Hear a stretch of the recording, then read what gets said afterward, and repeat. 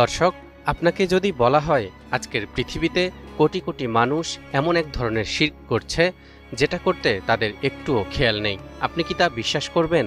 আরও আশ্চর্যের বিষয় হলো, এই শিরক করতে মূর্তি গড়তে হয় না, আগরবাতিও জ্বালাতে হয় না। তাহলে প্রশ্ন হলো, আমরা কিভাবে নিজেদের অজান্তেই আল্লাহর পরিবর্তে অন্য কাউকে ইলাহ বা উপাস্য বানিয়ে নিচ্ছি?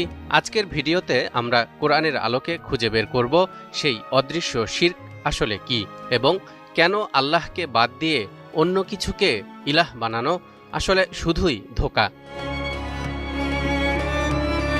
কোরআন আমাদেরকে জানিয়েছে, একমাত্র আল্লাহ ছাড়া যাকেই আমরা ইলাহ বা ইবাদতের উপযুক্ত হিসেবে সাব্যস্ত করি, তা যদি বাহ্যিকভাবে দেখতে শক্তিশালী ও প্রভাবশালী মনে হয়, তবুও শেষ পর্যন্ত সেটি কিছুই নয়। এটি শুধুমাত্র পাথরের মূর্তিই নয়, সেটি হতে পারে